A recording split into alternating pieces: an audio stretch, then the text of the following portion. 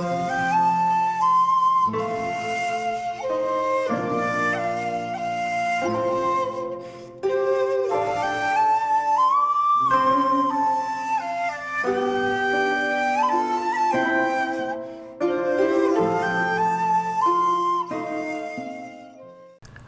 there, this is Solitary Ronin from Solitary Ronin Films, and welcome to another Backlog cleared video. Obviously these videos aren't being posted very often, but I am trying, Ringo. I am definitely trying. So this one's a premium collection. I don't have a complete premium collection. I never will, because there's some titles in the collection I'm just not that interested in getting. The premium collection is a little bit like Kino Lorber as far as extras. Sometimes you can have a commentary and a making of and trailers and things, and other times you can have absolutely nothing. Sometimes a trailer. They're kind of created by HMV in the UK, but also international collectors should be able to pick them up from eBay and other places. They are numbered, and I'm just going to go through quickly the collection that I have now watched all of. Brief kind of feelings towards the film, but more about what extras are on it. I mean, they all come with art cards and pictures, sometimes a poster, but as far as the extras, they can be really variable, and I know some people kind of aren't a big a fan of the collection because of that. They're usually about £15 in the UK, but HMV usually do a 2 for £25, which, to be honest, unless it's a title that you really want, is still probably a bit much. But they also, every now and again, maybe once a year, do a 2 for £15, and that's really where I've kind of got most of my titles. There's several titles like On Dangerous Ground or Build My Gallows High, or Out of the Past as it's now seems to be known, or Outland or Soylent Green, that are kind of their essential purchases, so I probably bought them full price or close to full price. But the 2 for 15, which I think was running like the last month or so, that to me is when you can really build your premium collection if you want. Very much like Kino Lorber, they're all English language films, and they're generally kind of mainstream films, but there's science fiction and fantasy and some classic, some noirs, things like that, but they are all English language. So I'm just going to quickly start, because there is a few. Again, I think there's about 120 odd in the collection or something like that. I think that's what they're up to. But they're also now including the Paramount collection, because Paramount are actually going to start releasing their Blu-rays, so fingers crossed films like the Parallax View might actually end up getting a Blu-ray release from Paramount, and the premium collection's taken those releases on as well. So there's things like Kid Creole with Elvis and Fatal Attraction and Airplane that are coming out, which are part of the Paramount Blu-ray release.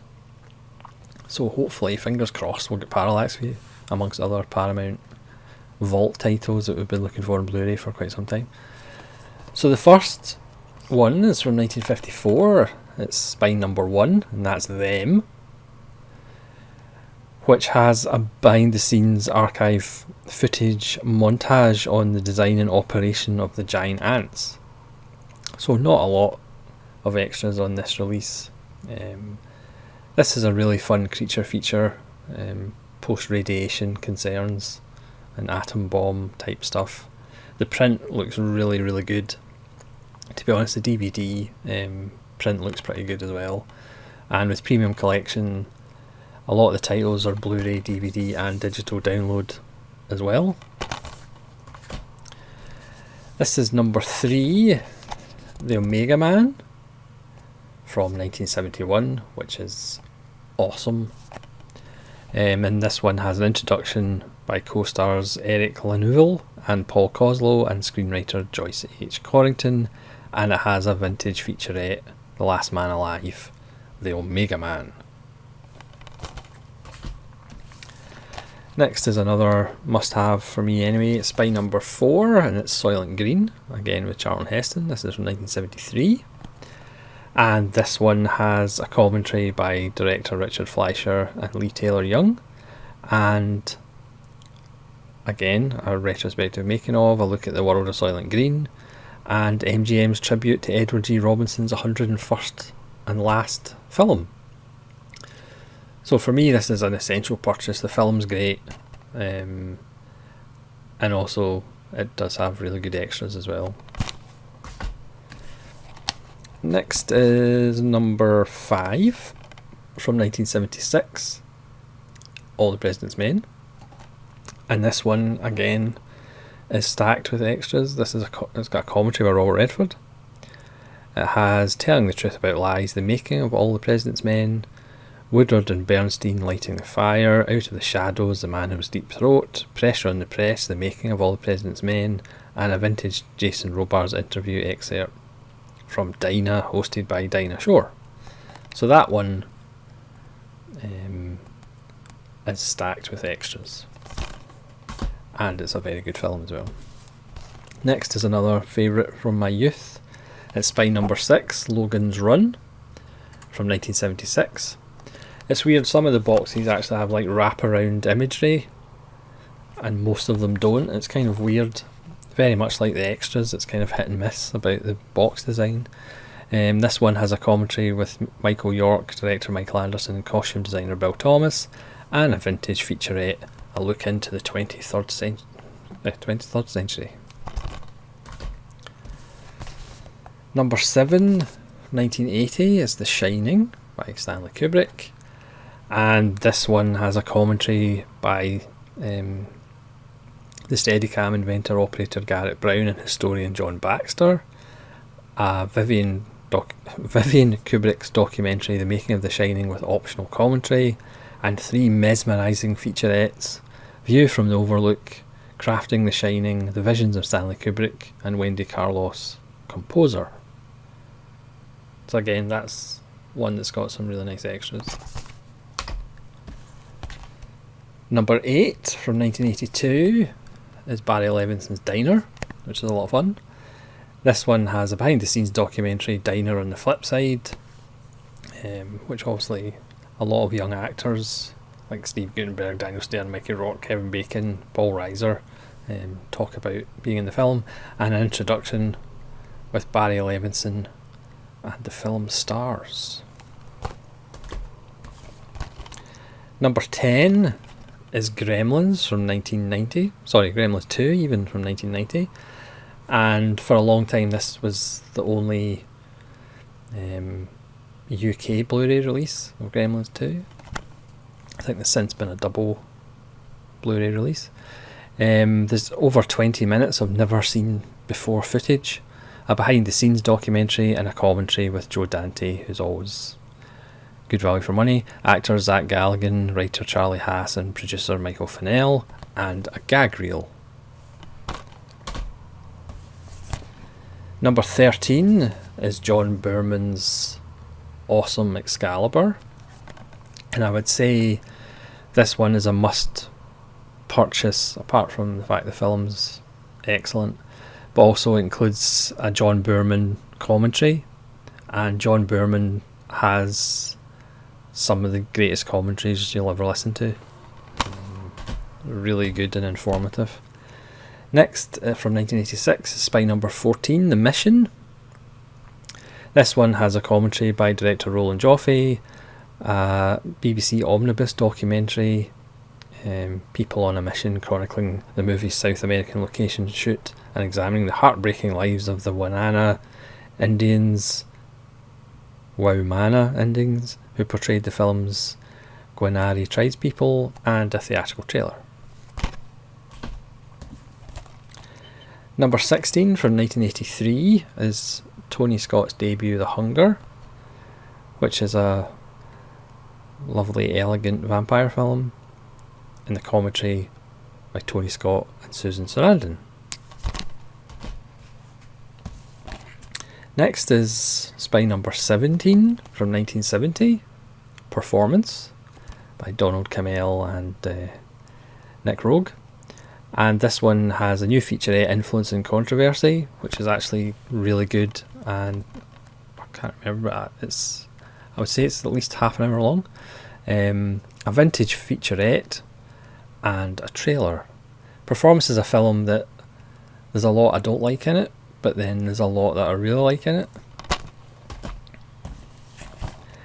Next is number 18 from 1960, The Time Machine. This one has a behind the scenes documentary and a trailer. Number 19, which is one I was ecstatic about getting in the premium collection, from 1981, Peter Hyam's Outland with Sean Connery, or High Noon in Space, but for me it's better than High Noon. I did have this in a German Blu-ray, but I was so happy to get it in the premium collection. And this one has a commentary by Peter Hyams, which again is so good. And just the trailer. The commentary is really good. Next, from 1997, Gattaca, Spy number 21. This one has a Welcome to Gattaca featurette, Do Not Alter documentary, an original featurette, 6 deleted scenes, and a substance test outtake. It's a film that actually has gotten better with age. It's really good. Great performances, even by a young Jude Law. Spy number 22 from 1997, Donnie Brasco. I think this is one of the first premium collection ones that I got, because this is the extended cut. Well, the extended cut, which is 25 minutes longer, is on the Blu-ray. The DVD has just the theatrical cut. A photo montage, not great. An original theatrical featurette, and Donnie Brasco Out from the Shadows featurette. Sadly, no commentary by Mike Newell. Spy number 26 from 1989, Brian De Palma's Casualties of War. It's the only one I don't have the sleeve for, which kind of sticks out. It's kind of annoying. I'm going to try not to just get another copy of it just for the slip. That's bad. The theatrical cut, which is the first time on Blu-ray apparently, Ericsson's War, A Conversation with Michael J. Fox, and The Making of Casualties of War. Next, from 1972, Spy number 28, Jeremiah Johnson by Sidney Pollack, starring Robert Redford, which is a good fun film. Commentary by director Sidney Pollack, writer John Milius, and actor Robert Redford, which is only available on the Blu-ray. And The Saga of Jeremiah Johnson featurette. From 1949, Spy number 34, White Heat with Jimmy Cagney. This one has a commentary by film historian Dr. Drew Casper. Leonard Maitland hosts Warner Night at the Movies 1949 with newsreel comedy shorts, So You Think You're Not Guilty, cartoon Homeless Hair and theatrical trailers, and featurette White Heat, Top of the World. Next is Spy number 35 from 1931, The Public Enemy, which is awesome. This one has a commentary by film historian Robert Sklar, and Leonard Maitland hosts Warner Night at the Movies for 1931 with newsreel comedy short The Eyes Have It, cartoon Smile, Darn You Smile, and theatrical trailers, and featurette Beer and Blood, Enemies of the Public, and a 1954 re-release forward. Next is number 36, also from 1931, Edward G. Robinson and Little Caesar, which is wonderful. Great performance by Edward G. Robinson. This has a commentary by film historian Richard B. Jewell. Leonard Maitland hosts Warner Night at the Movies 1931. A featurette, Little Caesar, End of Rico, Beginning of the Anti-Hero, and a 1954 re-release forward. Those three are well worth picking up. Next is number 37, 1967, John Boorman again, with his amazing, stunning Point Blank, which is just still arresting and not necessarily avant-garde, but just almost experimental mainstream studio film, which is bizarre. It was the 60s. And again, this has a commentary by director John Boorman and Steven Soderbergh. So this is, again, it's a must-buy for me because of the commentary. You get Boorman and Steven Soderbergh. Vintage featurettes, The Rock Part 1 and The Rock Part 2, and a theatrical trailer. Next is number 38 from 1974, Robert Mitchum in the Yakuza, which is one of the great late Robert Mitchum performances, along with Friends of Eddie Coyle. This one has a commentary by Sidney Pollack, which is very good, and a vintage featurette, Promises to Keep. That's another must-own one, as far as I'm concerned. Next is number 42 from 1991, New Jack City. I remember getting this out of the video shop. This has a commentary by director co-star Mario Van Peebles, 3 featurettes, 3 music videos, Van Peebles parody, and a theatrical trailer. It's good fun. Speaking of good fun, it's from 1953, it's Spy number 44, it's House of Wax in 3D. I don't have 3D capabilities, but if you do, House of Wax. It's House of Wax, unlike anything you've seen before. There's a commentary by David Duval, who I believe did Vincent Price biography, and Constantine Nast, is that? There's a newsreel and a theatrical trailer, and a 1933 Warner Bros. Feature, Mystery of the Wax Museum. That's another essential, but I'm just biased towards Vincent Price.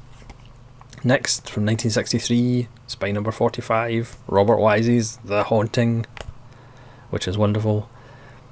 This has a commentary by Julie Harris, Claire Bloom, Richard Johnson, Russ Tamblyn, director Robert Wise, and screenwriter Nelson Gidding, and a trailer. One of the classic examples of less is more. Next, from 1947, Spy number 47 from 1941, The Maltese Falcon, which I really like, but I don't absolutely love. I'm not sure why everybody does, but that's just me. This one is fairly stacked with extras. Commentary by Bogart biographer Eric Lax, featurette The Maltese Falcon, One Magnificent Bird.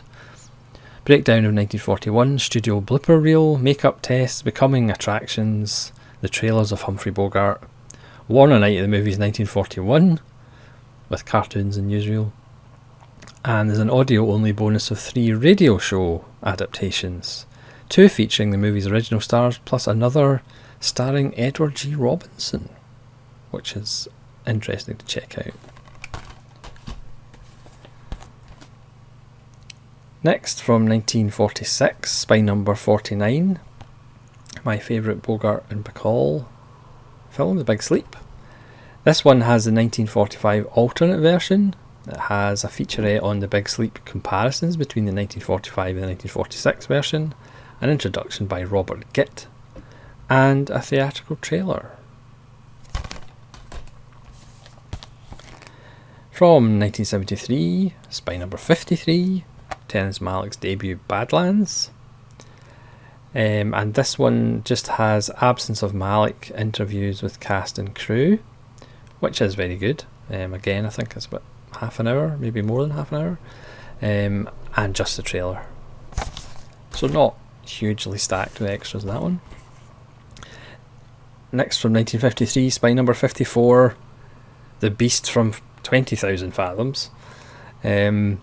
This one has 2 documentaries, and a featurette about Harryhausen and Ray Bradbury, and a trailer. That's a fun little creature feature. Speaking of which, from 1969, Spy number 55, The Valley of the Gwangi, or Gwangi, Again, one of those films that I remember from my childhood. Cowboys and dinosaurs, come on, you cannot resist that. This just has a return to the valley, recounts the making of the film with associate producer, creator of special effects, Ray Harryhausen. But it's an essential purchase if you are of a certain age, or you love Ray Harryhausen. Next, from 1939, Spy number 57, Mr. Smith Goes to Washington by Capra, starring Jimmy Stewart. There's a commentary by Frank Capra Jr., Frank Capra's American Dream feature-length documentary hosted by Ron Howard, which is excellent. Theatrical trailer, a rare international trailer, and 5 featurettes. 1950, Spy number 58, 1971. I'm going to get that wrong all the time. McCabe and Mrs. Miller by Altman. I did a double take on this and The Long Goodbye, if you want to check that out, about Robert Altman. Behind the scenes documentary, a theatrical trailer, and a commentary by Altman and producer David Foster. Again, Robert Altman's one of those guys you could listen to all day. Spy number 59 from 1991, Gus Van Sant's My Own Private Idaho. And this one is one of the rare examples that has absolutely no special features. So if you love the film, you're going to pick it up, but if you're wanting a commentary or a background or a making of, there's absolutely nothing on it. I mean, I don't know if there's any other Blu-ray releases of My Own Private Idaho and whether there's extras. It's a really good little film. Obviously we're reminded River Phoenix died way too young, and it is an interesting adaptation of Shakespeare's Henry IV. It's not quite Chimes at Midnight though, but... Next, from 1971, Spy number 60, The Last Picture Show by Bogdanovich. This one has a commentary by Bogdanovich. Again, Bogdanovich is somebody you can listen to all day. There's also a discussion with filmmaker Bogdanovich, a theatrical re-release featurette, and The Last Picture Show, a look-back documentary. From 1947, number 61, Dark Passage, another Bogart-Bacall, even though for some reason they do have Humphrey Bogart in bandages for half the film, so you don't actually see him. And this one just has, bizarrely, a Bugs Bunny cartoon as the extras, and also Hold Your Breath and Cross Your Fingers, slick hair, vintage Bugs Bunny short with Humphrey Bogart, or a version of Humphrey Bogart I should say. From 1955, Spy number 63, Bad Day at Black Rock. This has a commentary by film historian Dana Poland and a theatrical trailer. Wonderful cast in that film. Next, from 1956, one of the few Hitchcock films I have, Spy number 66, The Wrong Man with Henry Fonda. This one has just a making of documentary, guilt trip, Hitchcock and The Wrong Man, and a trailer. Next, from 1984, Spy number 68, coincidentally 1984. And this one is one of the poorest for extras. It just has a trailer, which is a bit of a shame. Next, from 1968, is Spy number 69, Ice Station Zebra, which just has a vintage making of featurette and a trailer gallery. Next, from 1972, sorry, I've done it again, from 1967, Spy number 72, Wait Until Dark, with Audrey Hepburn. Take a look in the dark as Alan Arkin and producer Mel Ferrer reminisce about the making of the film, and a theatrical trailer, and a warning trailer. And again, bizarrely, this one has a title on the top spine. for some reason. None of the other releases do. Next, from 1979, Spine Number 73, a film that I absolutely adore. I did a video on it ages ago, Time After Time, with Malcolm McDowell and David Warner. Malcolm McDowell as H.G. Wells, David Warner as Jack the Ripper in 1979 San Francisco. It's awesome. Feature-length commentary by Malcolm McDowell and writer-director Nicholas Meyer, and a trailer. Next, number 74 from 1936, Mr. Deeds Goes to Town. Commentary by Frank Capra Jr. Frank Capra Jr. remembers Mr. Deeds Goes to Town. Vintage advertising gallery and original theatrical teaser. Not a trailer, a teaser. Next, from 1938, Spine Number 75, one of Capra's more underrated ones. You Can't Take It With You. It's just quite emotional. This is a commentary by Frank Capra Jr. and author Catherine Kellison. And Frank Capra Jr. remembers You Can't Take It With You. And original theatrical trailer. We're getting there, don't worry. If you're still with me, well done. Spine Number 76 from 1939, The Hunchback of Notre Dame, or Notre Dame, with Charles Laughton, an interview with Maureen O'Hara, an Academy Award nominated short Drunk Driving, and The Lone Stranger and Porky cartoon. I have no idea why they're there, and theatrical trailer. From 1947, Spine Number 79, one of my favourite films of all time, Out of the Past, or Build My Gallows High, as it used to be called. And this has a commentary by author, film noir specialist James Orsini. It's a shame there's not more, but again, with Premium Collection it is kind of hit and miss. Next is another personal favourite, Spine Number 80. Again, I was so happy to get this because before I think I had it in a Spanish DVD.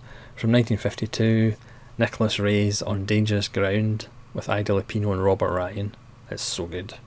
And this one has a commentary by film historian Glenn Erickson and a theatrical trailer.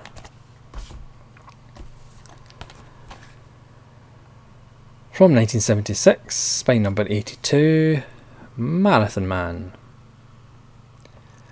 And this one has The Magic of Hollywood is the Magic of People featurette. Going the Distance, Remembering Marathon Man, rehearsal footage, excuse me, and a theatrical trailer. Next, from 1944, Spine Number 84, another really good Bogart and Bacall partnership, To Have and Have Not. This one has Bacall to Arms from 1946, which is a vintage Merry Melodies cartoon. A love story, the story of To Have and Have Not, and a Lux radio broadcast starring Bogart and Bacall, and a trailer. I do love their trailers. Next, from 1948, Spine Number 85, another Bogart Bacall, but this time with Eddie G. Robinson. Key Largo. And this one is another example of a title in the collection with no extras whatsoever. Not even a trailer or a Bugs Bunny cartoon.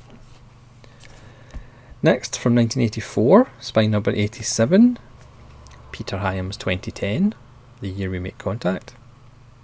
2010, you know, that year that's so far in the distant future, you can't imagine what it'll be like. This is a vintage featurette, 2010, The Odyssey Continues, and theatrical trailer. Next are two films I did another double take on recently. From 1966, Spine Number 92, Harper with Paul Newman. This one has an introduction by Robert Osborne and a commentary by screenwriter William Goldman, and theatrical trailer. And The Drowning Pool, which is Spine number 93 from 1975. Paul Newman playing the same private detective. This has vintage featurette Harper Days Are Here Again and theatrical trailer. Next is another one of my favourites. The trashy, wonderful The Hidden from 1987, Spine number 94. This one has a commentary by director Jack Shoulder, without a U, and Tim Hunter, and special effects production footage narrated by Jack Shoulder, and theatrical trailer. Next is another film I've done a video on, Spine number 95 from 1975, Night Moves with Gene Hackman, which is a really good little film. This has a vintage featurette, The Day of the Director, and a theatrical trailer. Surprise, surprise. Next, from 1973, Spine number 96, Scarecrow, which is one of those films that should be better than it actually is. It's Gene Hackman and Al Pacino, which sounds amazing, but Al Pacino, because it's probably 1973, he's actually the quiet, more insular one, and Gene Hackman is the loud, abrasive, noisy one, and it doesn't kind of work. Bizarrely, if it was actually 10 years later, it might actually have worked better. It's bizarre, it should work, but it just doesn't quite. In fact, it doesn't really at all, but that's just me. Next, from 1978, Spine number 97, Big Wednesday by John Milius. Again, this has a feature-length audio commentary by John Milius, who's always worth a listen. Retrospective documentary capturing the swell, and theatrical trailer. Next, again, I was happy to get this one on Blu-ray. You know, there was a Warner archive Blu-ray. Spine number 98 from 1964, John Frankenheimer's 7 Days in May. The Frankenheimer great film that's kind of forgotten about, which is Between Seconds and Manchurian Candidate, or all three of those were kind of in a run. Quite an amazing run. Commentary by Frankenheimer, which is worth a listen, and theatrical trailer. Next, Spine number 99 from 1951, the seminal Thing from Another World. And this sadly only has a trailer, which is a little disappointing. Next, from 1960, Spine 100, which again I've done a video on. The original Village of the Damned, which has a commentary by Chronicles of Terror, Silent Screams author Steve Haberman, and theatrical trailer. It's only a short film, but it really works.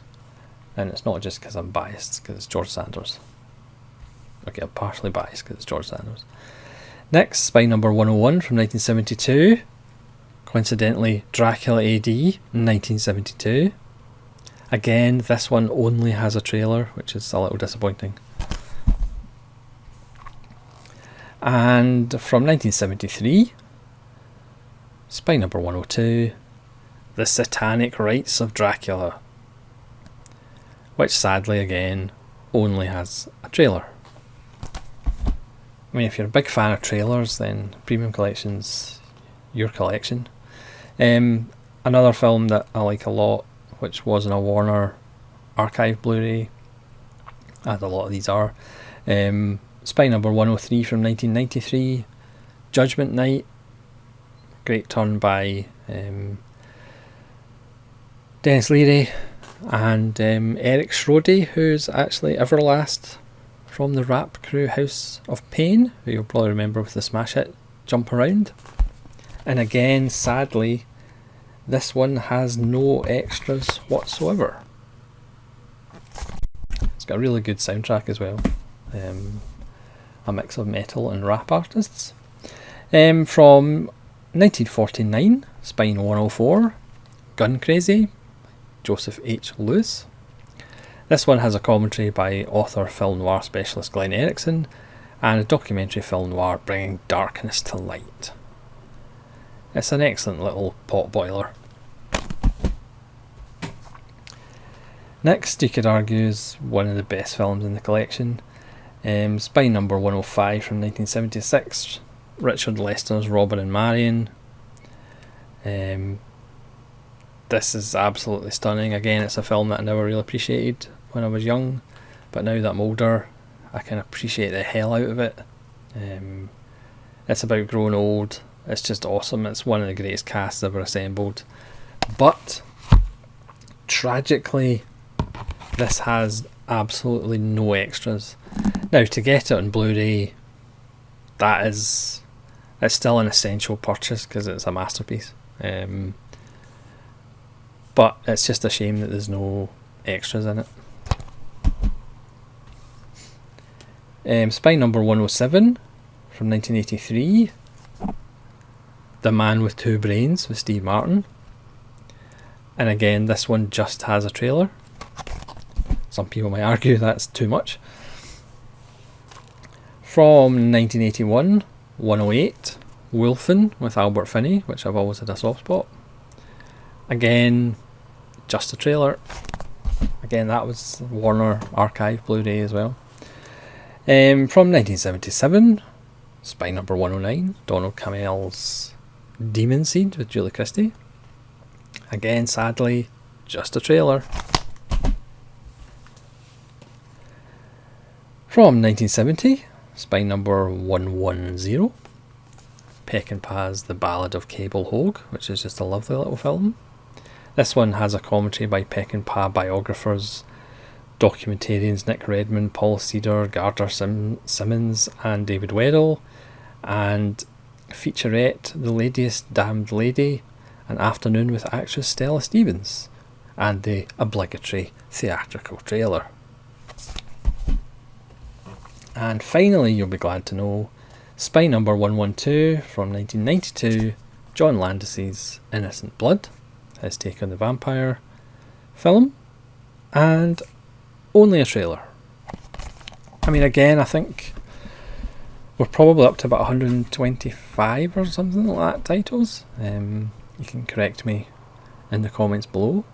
Again, as you've seen, it's a mixed bag as far as the extras, but some of the releases for me are essential purchases. But again, I would probably wait for a 2 for $15. Like I said, I think they do probably one a year, or again if you can find them cheap on eBay or other retailers, because they're probably not worth full price. Even at £15 each, they're probably a little bit overpriced, to be honest. Especially when some of them you just have a trailer. Yes, you get a Blu-ray and DVD and digital download. Yeah, that is my backlog of them cleared. I have watched them all. Obviously I still have plenty of backlog labels to clear, but hopefully over the fullness of time, at the appropriate juncture, when all the stars have aligned and all the stats have been collated, I'll be able to do more backlog cleared videos. So thanks very much for watching. Please let me know what you think of the premium collection, what your favourite releases are, or which releases I should be buying. I mean, obviously Forbidden Planet is quite early in a number. I do have it on other Blu-ray. The Forbidden Planet Blu-ray print is one of the greatest. I would probably put it in my top 5 Blu-ray prints. It's just stunning. But that's in the collection as well. I think that's Spy Number 2 or whichever one I'm missing in the top 5. It's Forbidden Planet, and I'd certainly recommend picking that up. It's a great film and the transfer is just unbelievable. It's jaw-droppingly good. There's Blu-ray transfers of films that are made now that don't look as good as Forbidden Planet. Anyway, that's an aside. So thanks so much for watching. Please leave your comments below, and hopefully you'll join me again whenever I clear another backlog from a label. So this is Solitary Run from Solitary Run Films, saying thank you very much and farewell.